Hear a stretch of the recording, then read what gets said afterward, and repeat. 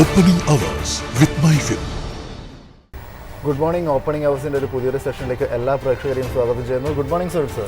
Happy morning Nikhil sir, അതായത് ഇന്നലത്തെ ഒരു പുതിയ വർഷത്തിൻ്റെ ഒരു തുടക്കത്തിൽ വിപണി പരിശോധിച്ചിട്ടുണ്ട്. അത്ര ഒരു എക്സ്പ്ലോസീവ് ആയിട്ടുള്ള ഒരു മൊമെൻറ്റ് നമുക്ക് കാണാൻ വേണ്ടിയിട്ട് സാധിച്ചിട്ടുണ്ടായിരുന്നു. ഇത് ഫ്ലാറ്റ് നോട്ടിലുള്ള ഒരു പെർഫോമൻസ് ആയിരുന്നു. എന്നാൽ ഇപ്പോൾ ഇന്ന് വന്നിരിക്കുന്ന പല രീതിയിലുള്ള ന്യൂസുകൾ നോക്കുകയാണെങ്കിലും ഓട്ടോ സെയിൽസ് ഡാറ്റ ആയാലും കൂടാതെ വന്നിരിക്കുന്ന ബാങ്കുകളുടെ ഒക്കെ തന്നെ ബിസിനസ് അപ്ഡേറ്റുകളൊക്കെ പരിശോധിക്കുകയാണെങ്കിൽ ഒരു മികച്ച പ്രതികരണം തന്നെയാണ് രേഖപ്പെടുത്തിയിരിക്കുന്നത്. കൂടാതെ ഗ്ലോബലി വരുന്ന വാർത്തകൾ പരിശോധിക്കുകയാണെങ്കിലും ട്രംപിൻ്റെ താരിഫ് സംബന്ധിച്ചിടത്തോളം വാർത്തകളിൽ അദ്ദേഹം കൂടുതൽ താരിഫിലേക്ക് നിലവിൽ ഇപ്പോൾ പോകുന്നില്ല. എന്നാലും ഇന്ത്യ US ട്രേഡ് ചർച്ചകളൊക്കെ തന്നെ നീളുന്നത് ഇന്ത്യയെ സംബന്ധിച്ചിടത്തോളം ഒരു പ്രശ്നമായിട്ട് നിലനിൽക്കുന്ന ഒരു ഔട്ട്ലയർ ആയിട്ടാണ് നിലവിൽ ഇപ്പോൾ ഇന്ത്യ നിലനിൽക്കുന്നത് എന്ന രീതിയിലുള്ള ഒരു വാർത്തകളൊക്കെ തന്നെയാണ് വന്നിട്ടുണ്ടായിരുന്നത്.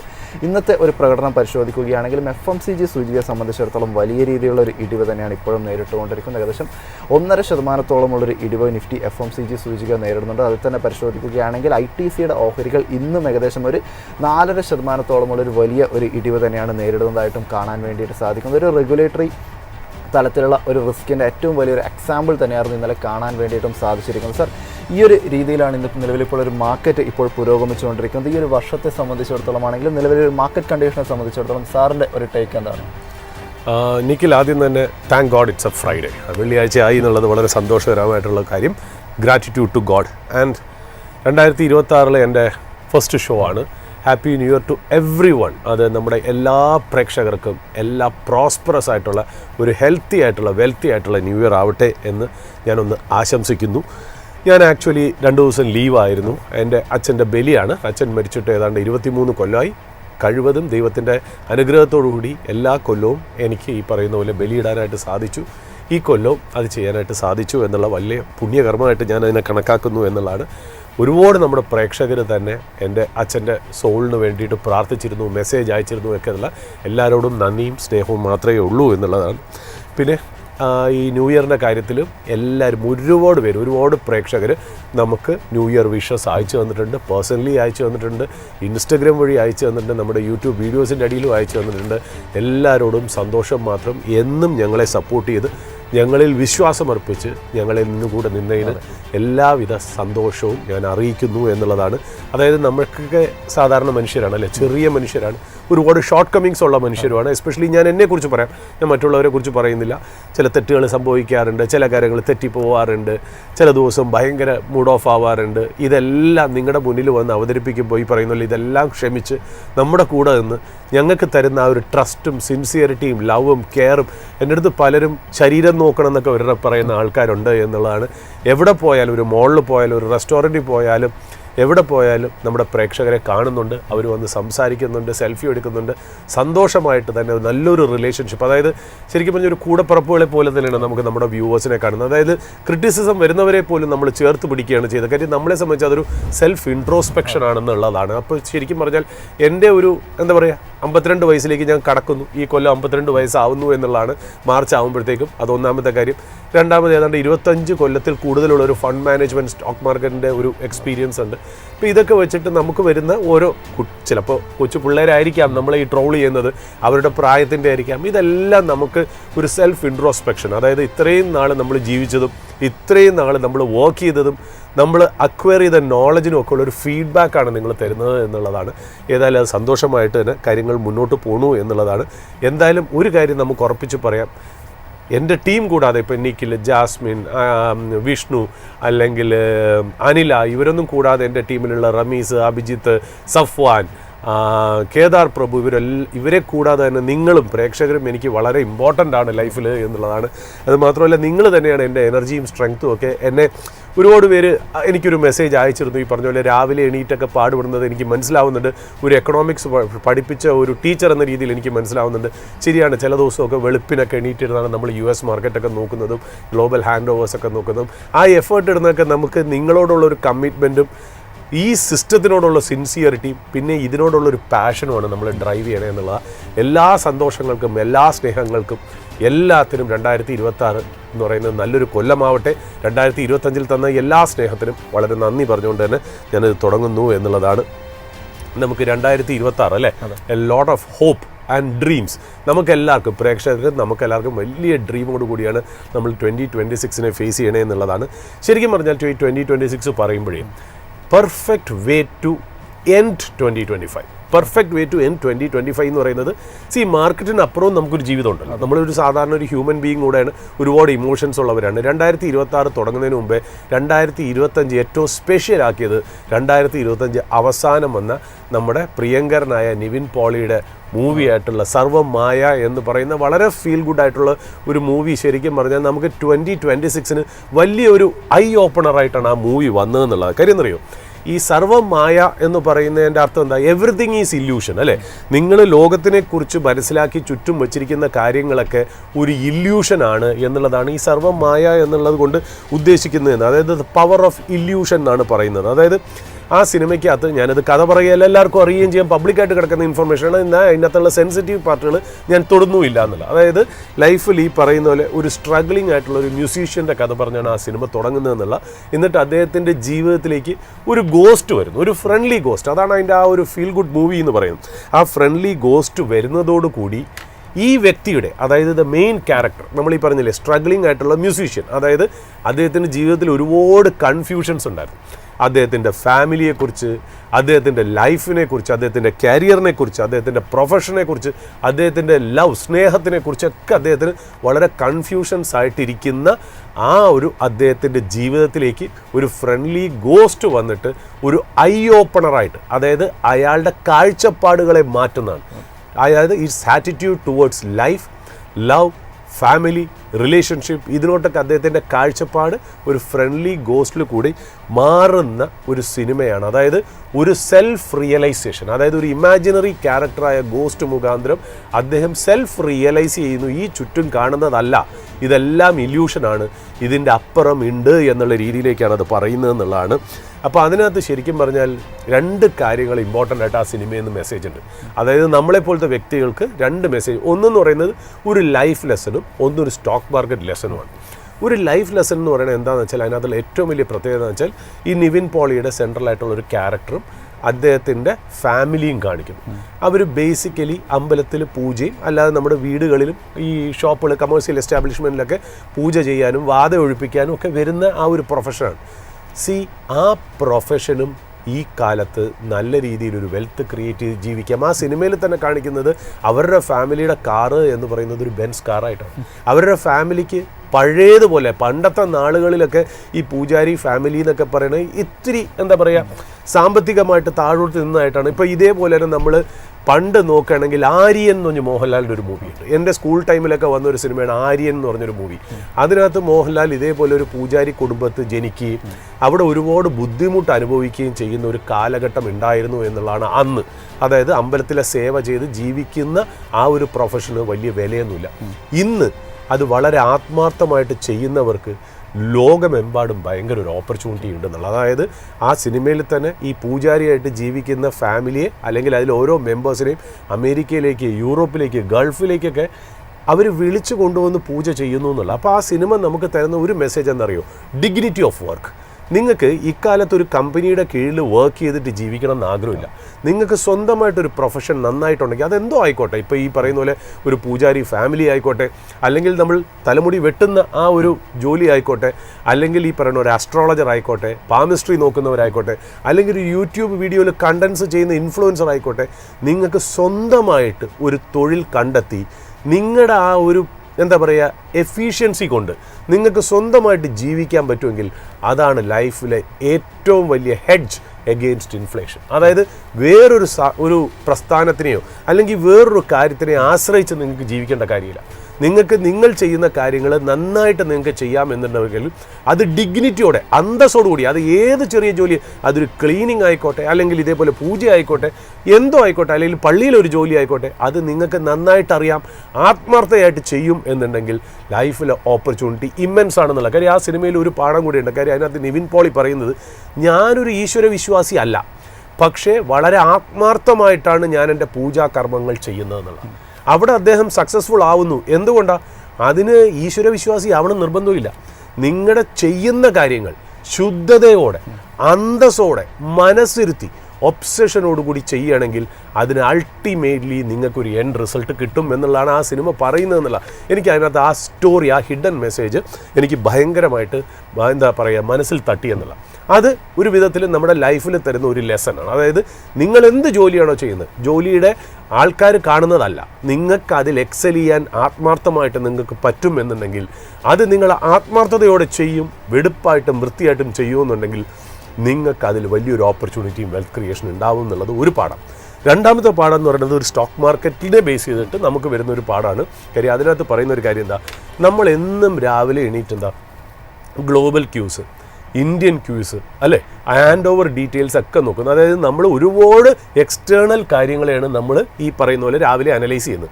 ഏതാ ട്രംപ്, അല്ലെങ്കിൽ നമ്മുടെ ഇവിടുത്തെ government, inflation, GDP, artificial intelligence, Nvidia, China, Xi Jinping, Putin, Zelensky, എന്തോരം കളികൾ, ഡോളർ ഇൻഡെക്സ്, ഇൻട്രസ്റ്റ് റേറ്റ്സ്, ഇങ്ങനെ പല കാര്യങ്ങളും നമ്മൾ പറയണമെങ്കിലും അൾട്ടിമേറ്റ്ലി ഈ രണ്ടാമത്തെ മെസ്സേജ് ഈ സിനിമ തരുന്നത് സെൻട്രൽ ക്യാരക്ടറായ നിവിൻ പോളിയുടെ അടുത്ത്, നിവിൻ പോളി ഒരു എത്തിസ്റ്റായിട്ടുള്ള ഒരു ഈ പറയുന്ന പോലെ ഈശ്വര വിശ്വാസമൊന്നുമില്ല.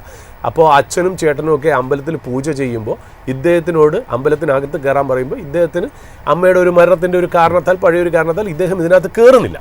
ആ കയറാതെ വരുമ്പോൾ അദ്ദേഹത്തിനൊരു പശ്ചാത്താപം തോന്നിയിട്ട് ചേട്ടനായിട്ട് കാറിൽ യാത്ര ചെയ്യുമ്പോൾ നിവിൻ പോളി പറയുന്നുണ്ട്, ചേട്ടനൊന്നും തോന്നരുത് ഞാൻ അമ്പലത്തിൽ കയറാത്തത്. അപ്പോൾ ഈ പറയുന്ന പോലെ വേറെ ഒന്നുമില്ല. അദ്ദേഹം പറയുന്ന ഒരു കാര്യമുണ്ട്, അമ്പലം എന്ന് പറയുന്നത് നിങ്ങളുടെ ഒരു റിഫ്ലക്ഷൻ മാത്രമാണ്. ചേട്ടൻ പറഞ്ഞു നിങ്ങളുടെ റിഫ്ലക്ഷൻ മാത്രമാണ് എന്നുള്ള രീതി, അതായത് നിങ്ങൾ സ്വന്തമായിട്ട് മനസ്സിലാക്കുക എന്നുള്ളത് മാത്രമേ ഉള്ളൂ എന്നുള്ള രീതിയിലേക്കാണ് അത് പറയുന്നത് എന്നുള്ളത്. അപ്പോൾ ആ ഒരു രീതിയിലേക്ക് സിനിമ നമ്മളോട് കമ്മ്യൂണിക്കേറ്റ് ചെയ്യുമ്പോൾ നമ്മൾ മനസ്സിലാക്കേണ്ട ഒരു കാര്യമുണ്ട്. നമ്മൾ എന്നും രാവിലെ വന്ന് ഗ്ലോബൽ ക്യൂസും ഒരുപാട് കാര്യങ്ങളും നമ്മൾ കുറ്റം പറഞ്ഞ് പോകുമ്പോൾ നമ്മൾ റിയലൈസ് ചെയ്യേണ്ടത് ഇതിൻ്റെ സെയിൻറ്റും സിന്നറും നമ്മളിൽ തന്നെയാണെന്നാണ്.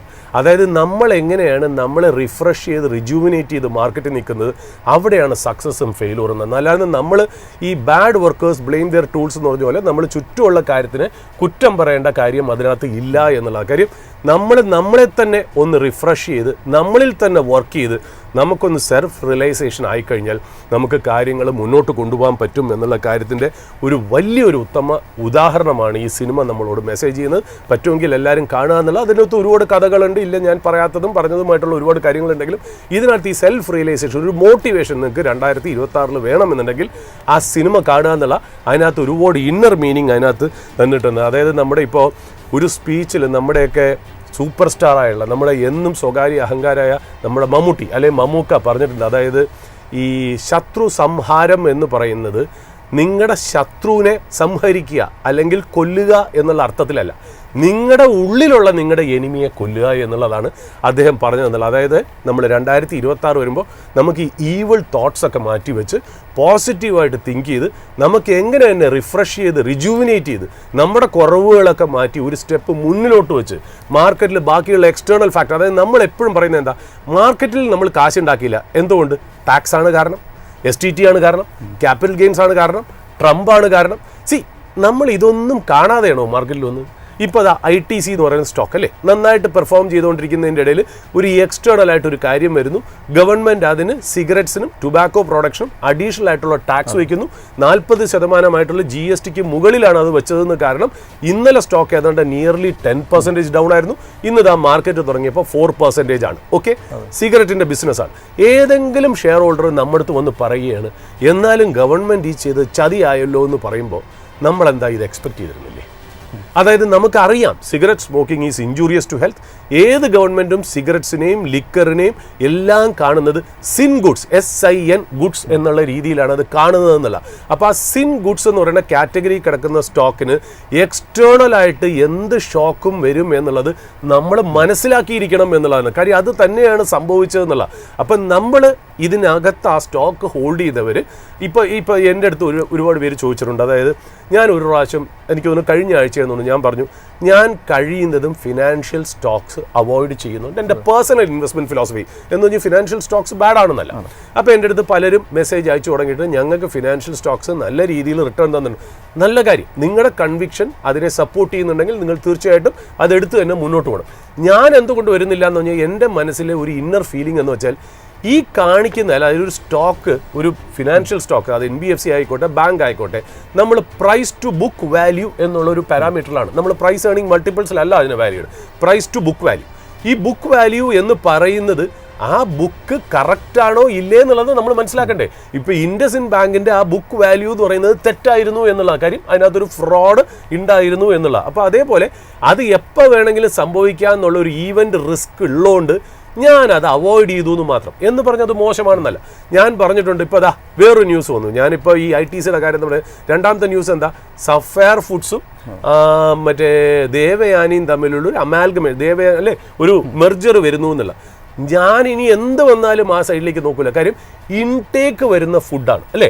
ആ ഫുഡിനകത്ത് നാളെ ഒരു കൺസ്യൂമർ കംപ്ലൈൻറ്റ് അവരുടെ ഏതെങ്കിലും ഒരു ഫ്രാഞ്ചൈസിയിലോ റെസ്റ്റോറൻറ്റിലോ വരികയാണെങ്കിൽ ഈ സ്റ്റോക്ക് എത്രമാത്രം ഇടിയും എന്നുള്ള ഇൻഫർമേഷൻ അല്ലെങ്കിൽ ആ ഒരു റിസ്ക് അതിനകത്ത് ഉണ്ടെന്ന് എനിക്ക് മനസ്സിലായതുകൊണ്ടാണ്. ഇപ്പം ഞാൻ പറയാം, നമ്മളൊരു ഇന്നർവെയർ സെല്ല് ചെയ്യുന്ന ജോക്കി കമ്പനി, അതിന് അങ്ങനത്തെ ഒരു റിസ്ക് വരാൻ വളരെ കുറവാണ്.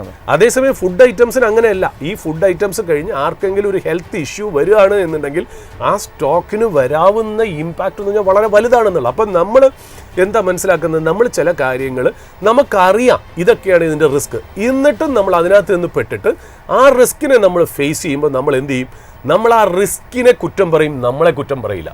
അപ്പം നമ്മൾ എന്താ ഒരു സെൽഫ് റിയലൈസേഷൻ, നമ്മൾ സർവം മായ എന്ന് പറഞ്ഞ സിനിമയിൽ പറഞ്ഞ പോലെ നമ്മളെയാണ് റിയലൈസ് ചെയ്യേണ്ടത്, നമ്മളെയാണ് ശരിക്കും പറഞ്ഞാൽ ഒന്ന് സ്യൂട്ടാക്കി എടുക്കേണ്ടത് എന്നുള്ളതാണ് അതിനകത്ത് ഇമ്പോർട്ടൻ്റ് ആയിട്ടുള്ളൊരു കാര്യം. അപ്പോൾ ഒരു 2026 എന്ന് പറഞ്ഞാൽ ഒരു ന്യൂ ബിഗിനിങ് ആയിക്കോട്ടെ അല്ലേ. നമ്മളെ സംബന്ധിച്ച് 2025 എന്തൊക്കെ നമുക്ക് തെറ്റുകൾ ഉണ്ടായോ അത് നമ്മൾ റിപ്പീറ്റ് ചെയ്യാതിരിക്കാൻ ശ്രമിക്കുക. തെറ്റുകൾ ഉണ്ടാവുക എന്ന് പറഞ്ഞത് ഒരു കുറവല്ല. കാര്യം വെച്ചാൽ എറർ ഈസ് ഹ്യൂമൻ എന്നുള്ളതാണ്. അതായത് no mistakes made, only lessons learned എന്ന്. 2025 നമ്മൾ മാർക്കറ്റിൽ നമുക്കിനി എത്രത്തോളം ബ്ലെയിം ചെയ്യാൻ പറ്റും? ഇനി ട്രംപിനെ ബ്ലെയിം ചെയ്യാൻ പറ്റുമോ? ഇനി മോഡിയെ ബ്ലെയിം ചെയ്യാൻ പറ്റുമോ? ഇനി ഡോളറിനെ ബ്ലെയിം ചെയ്യാൻ പറ്റുമോ? ഇൻട്രസ്റ്റ് റേറ്റിനെ ബ്ലെയിം ചെയ്യാൻ പറ്റുമോ? ചൈനയെ ബ്ലെയിം ചെയ്യാൻ പറ്റുമോ? റഷ്യ ബ്ലെയിം ഒന്നും നമ്മൾ ചെയ്തിട്ട് നമ്മുടെ പൈസ മൂവ് ചെയ്യില്ല. നമ്മുടെ പൈസ മൂവ് ചെയ്യണമെങ്കിൽ നമ്മൾ തന്നെ വിചാരിക്കണം. ആ സ്മാർട്ട് വർക്കിങ്ങും ഹാർഡ് വർക്കിങ്ങും ആ രീതിയിലുള്ള തിങ്കിങ്ങും മാറ്റിയാലേ നമുക്ക് പറ്റുള്ളൂ എന്നുള്ള. പിന്നെ പൊതുവേ ഞാൻ എപ്പോഴും പറയുന്നത് വെച്ചാൽ നമ്മൾ ഈ മാർക്കറ്റിൽ ദേഷ്യപ്പെടണം. അല്ലെങ്കിലും ലൈഫിൽ ദേഷ്യം എന്ന് പറയുന്നത് നല്ലതല്ല. കാര്യം ഈ ആങ്കർ എന്ന് പറയുന്ന ക്യാരക്ടർ എന്ന് പറഞ്ഞാൽ anchor is punishing your self for someone else's mistake. വേറെ ആരെയോ മിസ്റ്റേക്കിന് വേണ്ടി നിങ്ങളെ പണിഷ് ചെയ്യുന്ന ഒരു കാര്യമാണ് ഈ ആങ്കർ എന്ന് പറയുന്നത്. അപ്പോൾ അതൊക്കെ അവോയ്ഡ് ചെയ്ത് 2026 എന്ന് പറയുന്നത് നമുക്ക് നല്ല രീതിയിലേക്ക് മാറ്റിയെടുക്കാനായിട്ട് നമുക്ക് എല്ലാവർക്കും ഒന്നിച്ച് പ്രയത്നിക്കുക എന്നുള്ളതാണ്. അതായത് ഈ കുങ്ഫു പാണ്ട എന്ന് പറയുന്ന ഒരു സിനിമയുണ്ട്. ഈ കുങ്ഫു പാണ്ട സിനിമയിൽ ശരിക്കും പറഞ്ഞാൽ ഊഗ്വേ എന്ന് പറഞ്ഞൊരു മാസ്റ്റർ ഉണ്ട്. അദ്ദേഹം പറയുന്ന ഒരു വാക്കുണ്ട്. അതായത് yesterday is history, tomorrow is mystery, but today is a gift, that is why we call it as present എന്നുള്ള രീതിയിൽ പറയുന്നുണ്ട്. അപ്പോൾ അതിനകത്ത് ആ സിനിമയിൽ തന്നെ ഒരുപാട് മാനേജ്മെൻറ്റ് ലെസൺസ് ഉണ്ട്. അതിനകത്ത് ഈ പാണ്ട എന്ന് പറയുന്ന ക്യാരക്ടർ, മെയിൻ ക്യാരക്ടർ, ഈ നിവിൻ പോളിയുടെ പോലത്തെ ക്യാരക്ടർ, അദ്ദേഹം എന്താ ചെയ്യുന്നത്, അദ്ദേഹം ഡ്രാഗൺ വാരിയറായിട്ട് ലാസ്റ്റ് ആ ഒരു മാജിക് റെസിപ്പി കണ്ടുപിടിക്കാനായിട്ട്, ആ റെസിപ്പി കണ്ടുപിടിക്കാനായിട്ട് ഫൈറ്റ് ചെയ്യുന്നതായിട്ടാണ്. ലാസ്റ്റ് ആ റെസിപ്പി കണ്ടുപിടിച്ച് അത് തുറന്നു നോക്കുമ്പോൾ അദ്ദേഹത്തിൻ്റെ മുഖം തന്നെയാണ് അതിനകത്ത് കാണുന്നത്. It's a reflection of you. അതായത് നിങ്ങളാണ് ശരിക്കും പറഞ്ഞാൽ നിങ്ങളുടെ തന്നെ ദൈവം.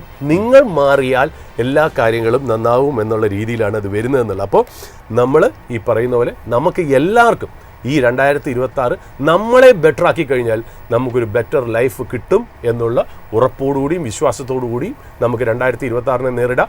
ഒരു കാര്യം ഞാൻ പ്രേക്ഷകർക്ക് ഉറപ്പ് വരുന്നു, മൈഫിൻ്റെ ടീമും ഞങ്ങളെല്ലാവരും നിങ്ങളുടെ കൂടെ ഹാൻഡ് ഹോൾഡ് ചെയ്ത്, ഞങ്ങളുടെ പ്രൊഡ്യൂസർ അഭിജിത്തും ഈ പറയുന്ന പോലെ റംസാനും നമ്മുടെ മറ്റുള്ള പ്രസൻറ്റേഴ്സായിട്ടുള്ള നിഖിൽ കൂടാതെ വിഷ്ണുവും ജാസ്മിനും അനിലയും നമ്മുടെ റിസർച്ച് ഡിപ്പാർട്ട്മെൻറ്റിലെ കേദാർ പ്രഭുവും സഫ്വാനും എല്ലാവരും കൂടെ ചേർന്ന് നിങ്ങളുടെ കൂടെ തന്നെ ഉണ്ടാവും. നിങ്ങൾക്ക് എല്ലാ നോളജും കറേജും പോസിറ്റീവ് വൈബ്സും തന്ന് നിങ്ങൾക്ക് ആവശ്യമില്ലാത്ത ന്യൂസ് കംപ്ലീറ്റ് മാറ്റിവെച്ച് നല്ലത് മാത്രം നിങ്ങളിലേക്ക് എത്തിച്ച് നിങ്ങളെ ഒന്ന് ഇമ്പ്രൂവ് ചെയ്യാനാണ് ഞങ്ങളും ശ്രമിക്കുന്നത്. അതിൻ്റെ കൂടെ നിങ്ങളുടെ ഫീഡ്ബാക്കും ഞങ്ങളെ ഇമ്പ്രൂവ് ചെയ്ത് ഞങ്ങൾ മുന്നോട്ട് പോകണം. So let's join our hands. അതായത് നമുക്ക് ഒന്നിച്ച് ഞങ്ങൾ കരങ്ങൾ പിടിച്ച് നമുക്ക് മുന്നോട്ട് 2026 നല്ല രീതിയിലേക്ക് നല്ലൊരു ന്യൂ ഇയർ ആയിട്ട് നമുക്ക് കൊണ്ടുപോകാം. നമുക്ക് ഈ ചുറ്റും കാണുന്ന മായ, സർവം കാണുന്ന മായയും ഇല്യൂഷനും മറ്റുള്ള ഡിസ്റ്റർബൻസും ഒക്കെ മാറ്റിവെച്ച് അതിൽ നമ്മൾ ആംഗ്രി ആവാതെ നമുക്ക് നമ്മളെ തന്നെ നന്നാക്കി നമുക്ക് മുന്നോട്ട് പോയാലേ നമുക്ക് ലക്ഷ്യത്തിലേക്ക് എത്താൻ പറ്റുള്ളൂ എന്നുള്ളതാണ്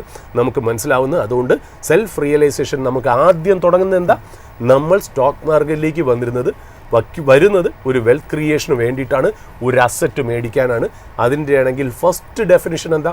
ഒരു അസറ്റ് മേടിക്കുക എന്ന് പറയുന്ന അർത്ഥം എന്ന് പറയുന്നത് ഒരു സ്റ്റൈൽ സ്റ്റേറ്റ്മെൻ്റ് അല്ല, it is an investment. Asset എന്ന് പറയുന്നത് ഇൻവെസ്റ്റ്മെൻ്റ് ആണ്. അതായത് നിങ്ങളിപ്പോൾ ലൂ വിറ്റിൻ്റെ ബെൽറ്റ് ധരിക്കുക, അല്ലെങ്കിൽ ഗൂച്ചിയുടെ സൺഗ്ലാസ്, അല്ലെങ്കിൽ ഈ പറയുന്ന പോലെ ഷനാലിൻ്റെ ഷർട്ട്, മൊബ്ലാങ്ങിൻ്റെ വാളറ്റ്, അല്ലെങ്കിൽ ഡിയോറിൻ്റെ പെർഫ്യൂം യൂസ് ചെയ്യുക, അല്ലെങ്കിൽ ബ്രൂക്സ് ബ്രദറിൻ്റെ ഷൂ, അല്ലെങ്കിൽ ഓഡമേഴ്സ് പിഗ്വേ, അല്ലെങ്കിൽ റോളക്സ്, അല്ലെങ്കിൽ പെനറയുടെ വാച്ച് യൂസ് ചെയ്യുക. ഇതെല്ലാം നല്ല കാര്യം, ഇതൊക്കെ കോസ്റ്റ്ലിയാണ്, ഇതൊക്കെ ലക്ഷറിയസ് ആണ്, ഇതൊക്കെ നിങ്ങൾക്ക് വെയർ ചെയ്യാനും ആസ്വദിക്കാനും ഉള്ള. പക്ഷേ നിങ്ങളുടെ പോർട്ട്ഫോളിയോ എന്ന് പറയുന്നത് കോസ്റ്റ്ലി ആയിട്ടുള്ള സാധനം മേടിക്കാനല്ല. നിങ്ങളുടെ പോർട്ട്ഫോളിയോ എന്ന് പറഞ്ഞാൽ ഒരു അസറ്റ് മേടിക്കാനുള്ള സാധനമാണ്. എപ്പോഴാണ് ഒരു കാര്യം ഒരു അസറ്റ് ആവുന്നത്? നിങ്ങൾ ചീപ്പായിട്ട് മേടിച്ച് അത് ഓവർ വാല്യൂഡ് ആവുമ്പോൾ, അതായത് അണ്ടർ വാല്യൂഷനിൽ മേടിക്കുന്നു, ഓവർ വാല്യൂഷനിൽ എത്തുമ്പോൾ സെല്ല് ചെയ്യുമ്പോഴാണ് നിങ്ങൾക്കതൊരു അസറ്റായിട്ട് നിങ്ങളുടെ ജീവിതത്തിൽ മാറുന്നതെന്നൊക്കെ. അപ്പോൾ നിങ്ങൾക്ക് എന്ത് കാര്യങ്ങളും കോസ്റ്റ്ലി ആയിട്ട് നിങ്ങൾക്ക് മേടിക്കാം. നിങ്ങൾക്ക് സൺഗ്ലാസ്, ഷർട്ട്, പെർഫ്യൂം, ഷൂസ്, ഞാൻ പറഞ്ഞില്ലേ റോളക്സ് വാച്ചോ, ഓഡമേഴ്സ് പിഗ്വേ വാച്ചോ, അല്ലെങ്കിൽ വാഷർ ഓൺ കോൺസ്റ്റാന്റിൻ വാച്ചോ, എന്ത് വേണമെങ്കിലും നിങ്ങൾക്ക് മേടിക്കാം. പക്ഷെ അതെല്ലാം നിങ്ങളുടെ ലൈഫ് സ്റ്റൈലിന് വേണ്ടിയിട്ടുള്ള ആക്സസറീസ് ആണ്. ആ കാര്യങ്ങൾ നിങ്ങൾക്ക് ജീവിതത്തിൽ ഉപയോഗിക്കണം എന്നുണ്ടെങ്കിൽ നിങ്ങളുടെ പോർട്ട്ഫോളിയോ മേടിക്കുന്ന കാര്യങ്ങൾ ചീപ്പായിരിക്കണം എന്നുള്ളത്. അപ്പോൾ അതാണ് ഇതിനകത്തുള്ള ഫസ്റ്റ് റിയലൈസേഷൻ എന്നുള്ളത്. നമ്മൾ ഒരിക്കലും ബ്രാൻഡ് നെയിം കണ്ടിട്ടോ അല്ലെങ്കിൽ അതിൻ്റെ ഫാൻസി കണ്ടിട്ടോ മറ്റുള്ളവരെ അറിയിക്കാൻ വേണ്ടിയിട്ടോ നമ്മൾ ഒരു അസറ്റ് ക്രിയേറ്റ് ചെയ്യാതിരിക്കുക. പോർട്ട്ഫോളിയോയിൽ ഒരു സ്റ്റോക്ക് മേടിച്ചിടാതിരിക്കുക എന്നുള്ള അണ്ടർ വാല്യൂഡ് ആയിട്ടുള്ള സ്റ്റോക്ക് കണ്ടുപിടിച്ച് മേടിച്ചാൽ തീർച്ചയായിട്ടും അത് നിങ്ങൾക്ക് വലിയൊരു അസറ്റ് ക്രിയേറ്റ് ചെയ്യും. There are lot of Stokes which are available below it's intrinsic value. When I say lot of Stokes, ചിലപ്പോൾ 100 കാണില്ല, അറ്റ്ലീസ്റ്റ് ഒരു 6 10 ശരിക്കും പറഞ്ഞാൽ വളരെ ഡിസ്കൗണ്ടഡ് ആയിട്ടുള്ള പ്രൈസിൽ മാർക്കറ്റിൽ ഇന്നും ഉണ്ടെന്നുള്ള കാര്യത്തിൽ സംശയമില്ല. കാരണം എന്താ വെച്ചാൽ ഞാൻ ഇതിനകത്ത് പറയുന്നത് ഒരേ ഒരു കാര്യമുള്ളൂ. മാർക്കറ്റ് നമ്മൾ ജനറലി നോക്കുകയാണെങ്കിൽ 2026 as we speak right now, ഞാൻ മാർക്കറ്റിൽ ജനറലായിട്ട് നോക്കുകയാണെങ്കിൽ മാർക്കറ്റ് ചീപ്പല്ല എന്ന് പറയാൻ കാര്യം, മാർക്കറ്റിൻ്റെ ട്രെയിലിംഗ് പ്രൈസ് ഏർണിംഗ് മൾട്ടിപ്പിൾ എന്ന് പറയുന്നത് 22 PE ആണെന്നുള്ള. 22 PE എന്ന് പറയുന്നത് വളരെ എന്താ പറയുക, ഒരു ചീപ്പായിട്ടുള്ളൊരു വാല്യുവേഷൻ അല്ല. ഞാൻ ഉദാഹരണത്തിന് പറയുന്ന ഒരു കാര്യം വെച്ചാൽ, ഇന്ത്യൻ മാർക്കറ്റിൻ്റെ, അതായത് ഈ 22 PE തരുന്ന നിഫ്റ്റി സ്റ്റോക്സ് 2025 ഏർണിങ്സ് ഗ്രോ ചെയ്തിരിക്കുന്നത് 3 to 5% 3% തൊട്ട് 5% ഏർണിങ്സ് ഗ്രോ ചെയ്യുന്ന ഇന്ത്യൻ മാർക്കറ്റിൻ്റെ PE 22 എന്നുള്ള മനസ്സിലാക്കണം. US എൻവിഡിയ 50%, 60%, അതുപോലെ വളരെ ഫാൻസി ആയിട്ടുള്ള ഒരു മാനേജ്മെൻറ്റ് ടാർഗറ്റ് പറഞ്ഞ് ഗ്രോ ചെയ്യുന്ന സ്റ്റോക്ക് വെറും 25 PEക്ക് അടുപ്പിച്ചാണ് ട്രേഡ് ചെയ്യുന്നത്. അപ്പോൾ ഓൺ എ കമ്പാരിറ്റീവ് വാല്യുവേഷൻ നമ്മളൊരു ഫോറിൻ ഇൻസ്റ്റിറ്റ്യൂഷണൽ ഇൻവെസ്റ്റർ ആണെങ്കിൽ നമ്മൾ പൈസ എവിടെ കൊണ്ടിടും? ഇന്ത്യയിൽ കൊണ്ടിടുമോ അതോ NVDAയിൽ ഇടുമോ? തീർച്ചയായിട്ടും നമ്മൾ NVDAയിൽ ഇടും. അതുമല്ല ഇന്ത്യൻ മാർക്കറ്റിൽ നമ്മൾ ഇൻവെസ്റ്റ് ചെയ്തിട്ട് ഈ ഗ്രോത്ത് അധികം വരുന്നുമില്ല. ഒന്നാമത് നോമിനൽ GDP 8% ആണ്. അതിൻ്റെ മുകളിൽ തന്നെ നമുക്ക് ടാക്സും ഫണ്ട് മാനേജ്മെൻറ്റ് കോസ്റ്റും ഇതെല്ലാം കഴിഞ്ഞ് റുപ്പി ഡിപ്രീസിയേഷനും കൂടെ വരുമ്പോൾ ഏതാണ്ട് 3.5-4% മാത്രമേ നമുക്ക് അമേരിക്കയിലേക്ക് തിരിച്ചു കൊണ്ടുപോകാൻ പറ്റുള്ളൂ നമ്മളൊരു FI ആണെന്നുണ്ടെങ്കിൽ. എന്നാൽ നമ്മൾ ഡോളറിൽ തന്നെ ഇൻവെസ്റ്റ് ചെയ്ത് NVDA പോലുള്ള കമ്പനികൾ ഇൻവെസ്റ്റ് ചെയ്യുകയാണെങ്കിൽ അത് അതിൽ കൂടുതൽ റിട്ടേൺ അവിടെ തരും എന്നുള്ളൊരു കമ്പാരിറ്റീവ് വാല്യുവേഷനിൽ ഇന്ത്യൻ മാർക്കറ്റ് ഇപ്പോഴും നോക്കുകയാണെങ്കിൽ ഇപ്പോൾ ഉള്ളൊരു ഏർണിങ്സ് പ്രകാരം, ഇപ്പോഴത്തെ ഏർണിങ്സ് പറഞ്ഞാൽ ഈ നിഫ്റ്റി കമ്പനീസിൻ്റെ ഏർണിങ്സ് അല്ലെങ്കിൽ ഏർണിങ്സ് പെർ ഷെയർ, അതായത് ടോട്ടൽ ഏർണിങ്സും ടോട്ടൽ നമ്പർ ഓഫ് ഷെയർസും ഈ നിഫ്റ്റി 50 കമ്പനീസിൻ്റെ നമ്മളൊന്ന് ഡിവൈഡ് ചെയ്ത് നോക്കുമ്പോൾ നമുക്ക് കിട്ടുന്ന EPS എന്ന് പറഞ്ഞാൽ 1135 രൂപ അല്ലെങ്കിൽ 1140 രൂപ. നമ്മളിപ്പോൾ പറയാറില്ലേ റിലയൻസിൻ്റെ EPS 35 എന്ന് പറയുന്നില്ല, എല്ലാ 50 കമ്പനീസിനെ ആഡ് ചെയ്ത് വരുമ്പോൾ നമുക്ക് 1140 രൂപയാണ് ഏർണിങ്സ് പെർ ഷെയർ വരുന്നത്. 1140 രൂപ EPSും നിഫ്റ്റി 26,147. ഇത് രണ്ടും കൂടെ നോക്കുമ്പോൾ സാധാരണ കാൽക്കുലേഷൻ എങ്ങനെയാണ് വരുന്നത് അറിയോ? Price earnings multiplied by earnings per share is market price. നമുക്കിവിടെ മാർക്കറ്റ് പ്രൈസ് എന്ന് പറഞ്ഞാൽ നിഫ്റ്റിയുടെ ലെവലാണ്. അത് എത്ര? 26,140 ആണെന്ന് വിചാരിക്കുക. EPS എന്ന് പറയുന്നത് എത്ര 1140 ആണെന്ന് വിരിക്കുക. അങ്ങനെയാണെങ്കിൽ PE എങ്ങനെ കണ്ടുപിടിക്കും? മാർക്കറ്റ് പ്രൈസിനെ ഈ EPS കൊണ്ട് ഡിവൈഡ് ചെയ്യണം. അപ്പോഴാണ് നമുക്ക് കിട്ടുന്നത് 22 PE ട്രേഡ് ചെയ്യുന്നത് എന്നുള്ളൊരു ഇൻഫർമേഷൻ നമുക്ക് കിട്ടുന്നത് എന്നുള്ള. അപ്പോൾ 22 PE എന്ന് പറയുന്നത് ഒരിക്കലും അണ്ടർ വാല്യുവേഷൻ അല്ല എന്നുള്ള. ഇന്ത്യൻ മാർക്കറ്റിൻ്റെ ചരിത്രം തന്നെ നോക്കുകയാണെങ്കിൽ ഒരു 18 to 21 PE ഒക്കെ ആണെന്നുണ്ടെങ്കിൽ, അതായത് നമ്മളിപ്പോൾ ഇങ്ങനെ പറയാം 18 PE, അതായത് 18 ടൈംസ് PEയിൽ താഴെയോ ചുറ്റുവട്ടത്തോ ആണെങ്കിൽ നമ്മൾ ഇന്ത്യൻ മാർക്കറ്റിൻ്റെ ഹിസ്റ്ററി വെച്ചിട്ട് നമ്മൾ വളരെ ചീപ്പ് വാല്യുവേഷനിലാണ് ട്രേഡ് ചെയ്യണത് എന്ന് വേണമെങ്കിൽ നമുക്ക് അവകാശപ്പെടാം എന്നുള്ള. 18 ടൈംസ് മുതൽ 21 ടൈംസ് PEയിൽ വരെയാണ് ഇന്ത്യൻ മാർക്കറ്റ് ട്രേഡ് ചെയ്യണമെങ്കിൽ അതൊരു ഫെയർ വാല്യുവേഷനിലാണ്. അതായത് വാല്യുവേഷനൊക്കെ ഏതാണ്ട് ഒരു ലെവലായി എന്നുള്ള ഒരു ഫെയർ വാല്യുവേഷനിലാണ് ട്രേഡ് ചെയ്യണമെന്ന് പറയാം. 22 PE മുതൽ ഒരു 26 PE വരെയാണെങ്കിൽ സ്ലൈറ്റ്ലി എക്സ്പെൻസീവ് കാറ്റഗറി. 26 PEക്ക് മുകളിലാണ് ട്രേഡ് ചെയ്യണമെങ്കിൽ ഓവർ വാല്യുവേഷൻ, റെഡ് ഹോട്ട്, എപ്പോൾ വേണമെങ്കിലും പൊട്ടാം എന്നുള്ള രീതിയിലാണ് നമ്മുടെ ഇന്ത്യൻ മാർക്കറ്റിലെ 5 ഇയർ ആവറേജ്, 10 ഇയർ ആവറേജ് ഒക്കെ ഞാനൊരു ജനറലി പറഞ്ഞു എന്നേ ഉള്ളൂ. ഇതൊരു കോപ്പി ബുക്കായിട്ട് നിങ്ങൾ കൺസിഡർ ചെയ്യേണ്ട. അപ്പോൾ ഒരു 18 PEക്ക് താഴെ അല്ലെങ്കിൽ 18 PEക്ക് ചുറ്റുവട്ടമാണെങ്കിൽ നമുക്ക് ഇന്ത്യൻ മാർക്കറ്റ് ചീപ്പാണെന്ന് പറയാം. 21 PE വരെയാണെങ്കിൽ നമുക്ക് ഓക്കെ വാല്യുവേഷൻ എന്ന് പറയാം. 22 എന്ന് പറയുന്നത് ഇത്തിരി എബോവ് ആവറേജ് വാല്യുവേഷനിലാണ് എന്നുള്ള രീതിയിൽ തന്നെയാണ്. സോ ഈ പറയുന്ന പോലെ ഈ PE ജസ്റ്റിഫൈ ചെയ്ത് നിൽക്കണമെന്നും ഈ മാർക്കറ്റ് പ്രൈസ് നിൽക്കണം എന്നും ഉണ്ടെങ്കിൽ നടുക്കുള്ള EPS ഇനി ഗ്രോ ചെയ്യണം എന്നുള്ളതാണ്. ഇതുവരെ 3 to 5% ഗ്രോ ചെയ്തിട്ടുള്ളൂ. ഇനി Q3യും Q4ൻ്റെയും റിസൾട്ട്സ് നന്നാവുകയും അടുത്ത കൊല്ലത്തെ Q1ഉം Q2ഉം Q3യും Q4ഉം നന്നാവുകയും കൂടെ ചെയ്യുമ്പോഴാണ് ഏർണിങ്സിൻ്റെ അപ്ഗ്രഡേഷൻ ഉണ്ടാവുന്നത്. അങ്ങനെയാണ് ഈ നിഫ്റ്റിയുടെ വാല്യുവേഷൻ കയറുന്നത്. അപ്പോൾ നിഫ്റ്റിയെ സംബന്ധിച്ച് നിഫ്റ്റി ഇനി വലിയ രീതിയിൽ മൂവ് ചെയ്ത് 27,000, 28,000, 30,000 ആവുമോ എന്ന് ചോദിച്ചാൽ എനിക്കറിയില്ല. ഓൾറെഡി ഓവർ വാല്യുവേഷനാണ്. ചിലപ്പോൾ ഞാൻ പറയുന്നത് തെറ്റിയേക്കാം. But even then pockets of value നമ്മൾ പല മാർക്കറ്റിലും, അതായത് ഞാൻ പറഞ്ഞില്ലേ there is bull market somewhere. നമുക്ക് എന്തൊക്കെ നെഗറ്റീവ് ന്യൂസ് നമ്മുടെ ചുറ്റുമുണ്ട്, മെയിൻ ലൈൻ ഇൻഡീസസ് ഒക്കെ നെഗറ്റീവ് ആണെങ്കിൽ പോലും ഏതെങ്കിലുമൊക്കെ ഒരു 10 സ്റ്റോക്കിൽ ബുൾ റൺ ഉണ്ടാവും. അത് യാതൊരു സംശയവും ഇല്ല എന്നല്ല. അത് ഏത് കാലഘട്ടത്തിലുമാണ്. ഇപ്പോൾ കോവിഡിൻ്റെ സമയത്ത് നമ്മളൊന്ന് ആലോചിച്ച് നോക്കുക, സ്റ്റോക്ക് മാർക്കറ്റ്സ് എല്ലാം താഴേക്ക് വന്നപ്പോൾ അന്നൊരു തീം ഇറങ്ങി. എന്താ? നമ്മൾ അമേരിക്കയിലൊക്കെ സൂം കോൾ, സൂമിൻ്റെ ഷെയർസ് ഓരോ ദിവസം കയറിപ്പോയി. കാര്യം കമ്പനി മീറ്റിംഗ്സ് അങ്ങനെ നടത്തുന്നു, എംപ്ലോയീസ് തമ്മിൽ അങ്ങനെ മീറ്റ് ചെയ്യുന്നു, കമ്പനി ടാർഗറ്റുകൾ കമ്മ്യൂണിക്കേറ്റ് ചെയ്യുന്നു, കമ്പനിയുടെ വർക്ക് നടക്കുന്നു. ഇതെല്ലാം സൂം കോളിൽ കൂടെയാണെന്നല്ല. അപ്പോൾ every negative things around the world provide you with a positive opportunity എന്നാണ്. അപ്പോൾ ഇന്ത്യൻ മാർക്കറ്റിൽ ഈ പറയുന്ന പോലെ വാല്യുവേഷൻസ് ഒരു കംഫർട്ടും തരുന്നില്ല എന്നുണ്ടെങ്കിൽ പോലും ഒരു സെറ്റ് ഓഫ് സ്റ്റോക്സ് ഈ പറയുന്ന പോലെ ഒരു അണ്ടർ വാല്യൂഡ് ടെറിട്ടറിയിൽ ട്രേഡ് ചെയ്യുന്നു എന്നുള്ളതാണ്. ഏർണിംഗ്സിലേക്ക് കിടക്കുകയാണെങ്കിൽ ഇപ്പോൾ കുറച്ചുകൂടി ഒരു ബെറ്റർമെന്റിനുള്ള അവസരങ്ങൾ നിലനിൽക്കുന്നുണ്ട് എന്നുള്ള വാർത്തകളിൽ വന്നു. ഇപ്പം നമ്മൾ ഈ സംസാരിക്കുന്ന അല്ലെങ്കിൽ നമ്മളെ പോലത്തെ മാർക്കറ്റ് കമന്റേറ്റേഴ്സും ബ്രോക്കറേജും ഒക്കെ സംസാരിക്കുന്നത് നമ്മൾ ഈ ടോട്ടൽ മാർക്കറ്റിനെ കുറിച്ചാണ്. ഈ ഏർണിങ്സ് എന്ന് നമ്മൾ ഒരൊറ്റ വാക്കി പറയുന്നത് നിഫ്റ്റി 50 കമ്പനീസും പിന്നെ അത് കഴിഞ്ഞ് മിഡ് ക്യാപ് കമ്പനീസും സ്മോൾ ക്യാപ്സും എല്ലാം കൂടെ ചേർന്ന്. അതായത് നമ്മളിപ്പോൾ ഒരു കാര്യം ആലോചിക്കുക, നമ്മൾ ഇതിനെയും ഒരു റിയൽ എസ്റ്റേറ്റിനുമായിട്ട് കമ്പയർ ചെയ്യുമ്പോൾ നമ്മൾ ആലോചിക്കുന്നത് എന്താ? നമ്മളിപ്പോൾ എറണാകുളം സിറ്റിയിൽ നമ്മൾ ഇരിക്കുന്നു അല്ലേ, കലൂർ ഭാഗത്ത് ഏതാണ്ട് സെൻട്രൽ എറണാകുളത്ത് ഇരിക്കുന്നു. നമ്മൾ എറണാകുളത്ത് എവിടെയെങ്കിലും കടവന്ത്രയിൽ ഒരു സ്ഥലം മേടിക്കാൻ പോകുന്നു എന്ന് വിചാരിക്കാം. ആ കടവന്ത്രയിൽ സ്ഥലം സാധാരണ സെന്റിന് 50 ലക്ഷമാണ് അവിടുത്തെ മാർക്കറ്റ് റേറ്റ്. പക്ഷേ സെല്ല് ചെയ്യുന്ന ആൾക്കാർ ഡിസ്ട്രസ് ആയിട്ട് സെല്ല് ചെയ്യും, പൈസ ഇമീഡിയറ്റ് ആയിട്ട് വേണം എന്നുള്ളതുകൊണ്ടും 50 ലക്ഷത്തിന് പോകേണ്ട സാധനം 35-നോ 30 ലക്ഷത്തിനോ പെർസെൻ്റാണ് തരണമെന്ന് വിചാരിക്കുക. നമ്മൾ എന്ത് പറയും? അതൊരു വാല്യൂ ബൈ ആണെന്ന് പറയും അല്ലേ. നമ്മൾ ഒരിക്കലും എറണാകുളം സിറ്റിയിലെ മുഴുവൻ റിയൽ എസ്റ്റേറ്റിനെ കുറിച്ച് നമ്മൾ വിഷമിക്കുമോ? അയ്യോ കാക്കനാട് ഇത്രയും വിലയാണ്, MG റോഡിൽ ഇത്രയും വിലയാണ്, മറ്റേത് ഇത്രയും വില. നമ്മൾ നോക്കണത് എന്താ? നമ്മുടെ പൈസയ്ക്ക് മേടിക്കാൻ പറ്റുന്ന ആ കടവന്ത്രയിലെ ആ സ്ഥലത്തിനെ കുറിച്ച് മാത്രമേ നമ്മൾ വാല്യൂ ബൈ ആണോ ഇല്ല എന്നുള്ളത് നമ്മൾ ആലോചിക്കുള്ളൂ.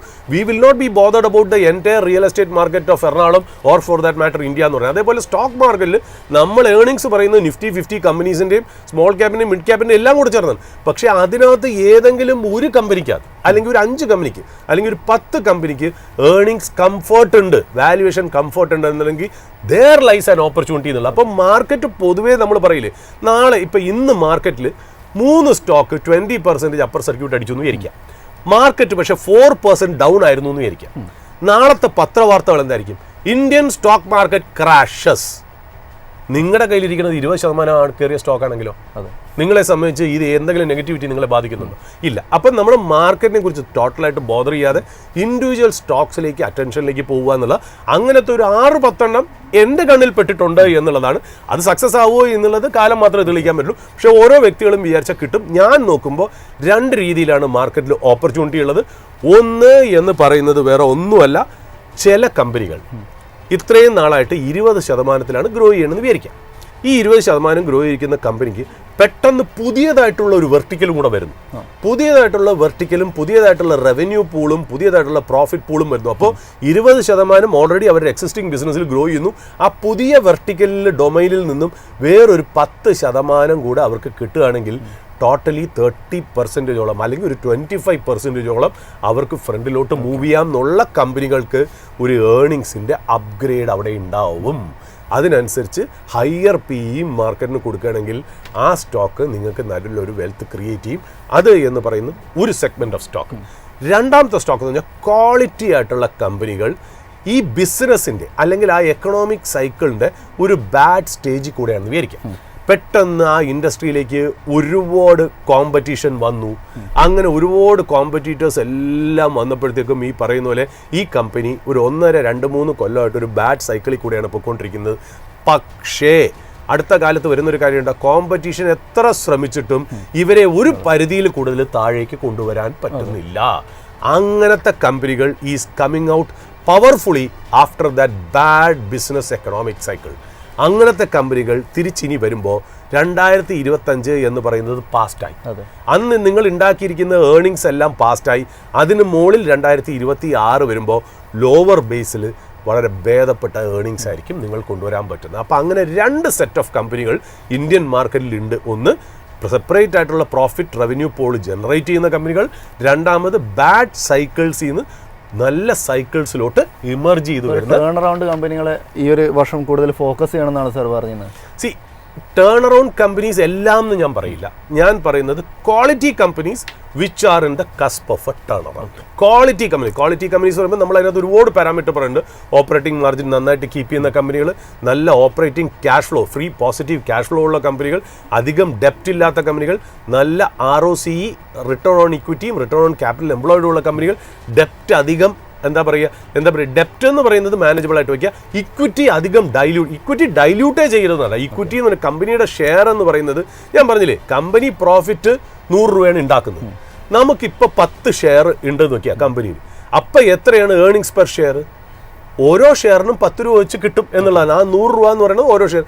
അതേസമയം നമ്മൾ ഇതിനെ റൈറ്റ്സ് ഇഷ്യൂ കൊണ്ടോ അല്ലെങ്കിൽ സ്പ്ലിറ്റ് കൊണ്ടോ എന്തെങ്കിലും കാര്യങ്ങൾ കൊണ്ട് ഈ ഷെയറിൻ്റെ എണ്ണം കൂട്ടുകയാണെങ്കിലോ പ്രോഫിറ്റിന് മാറ്റം വരുന്നില്ല.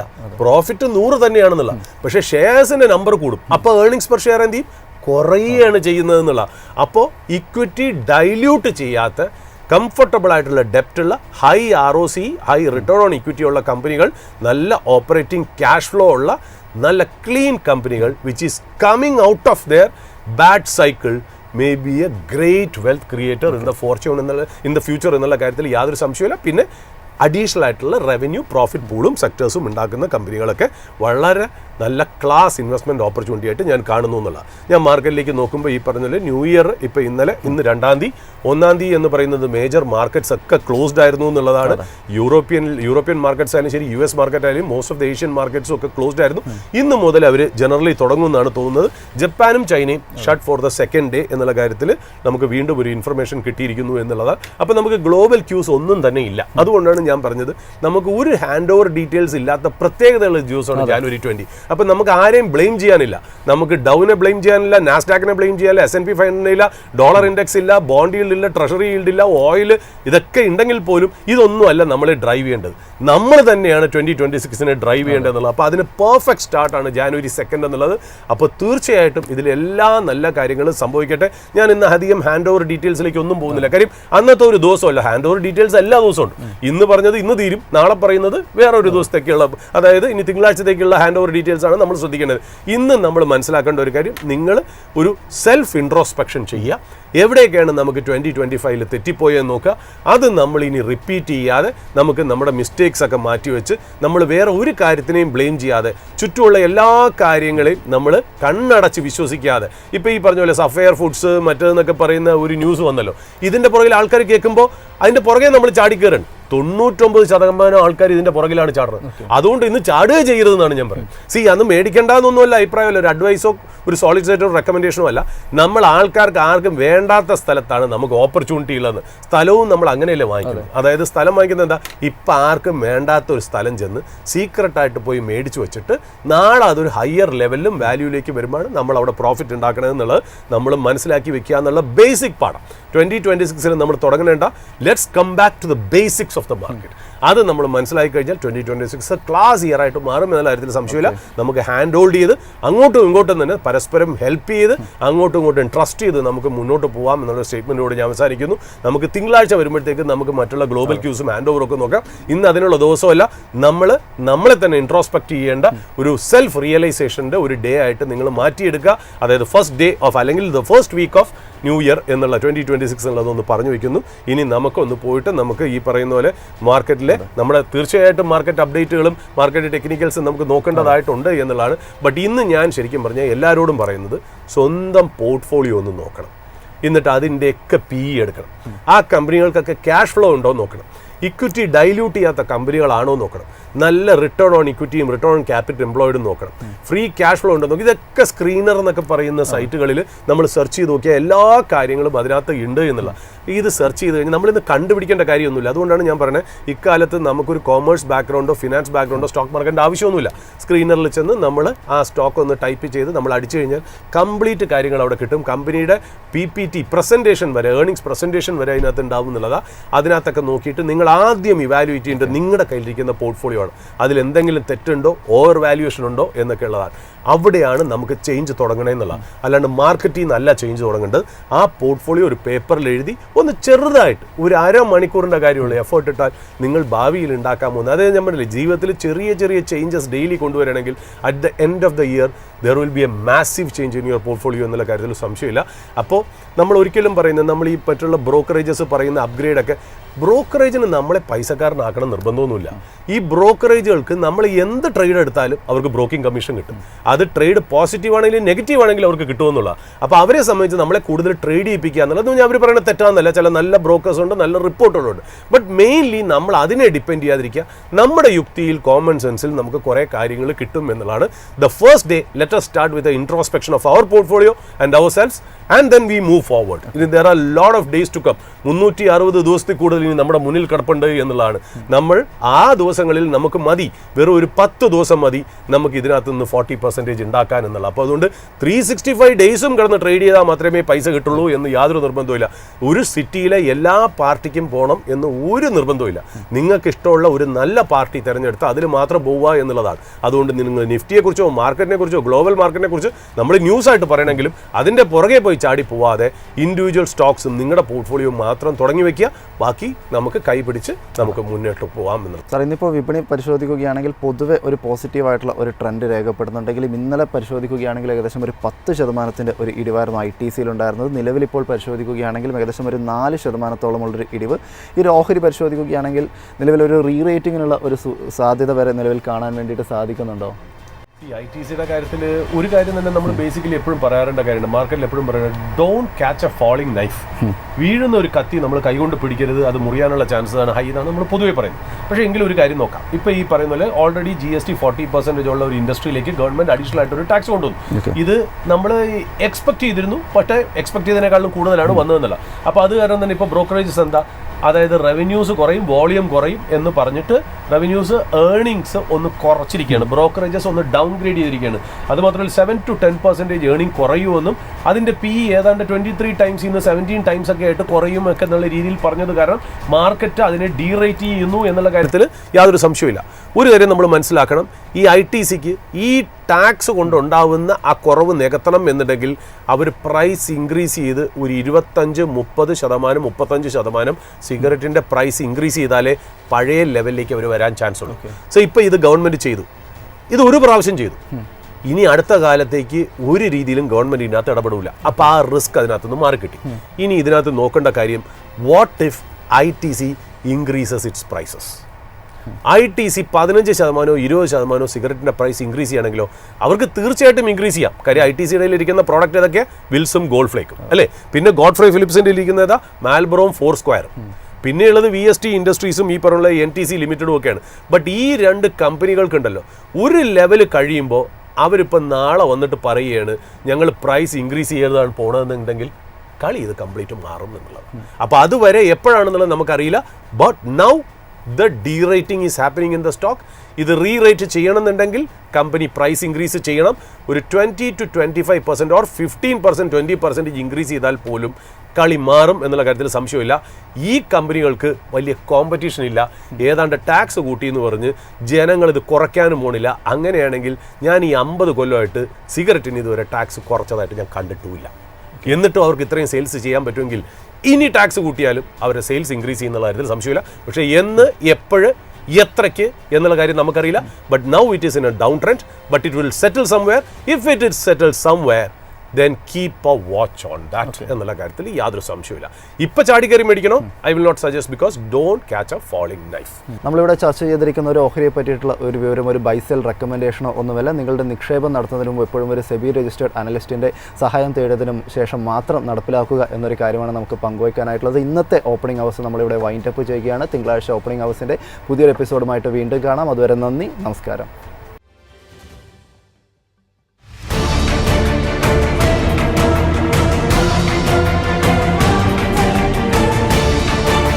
Opening Hours with MyFin.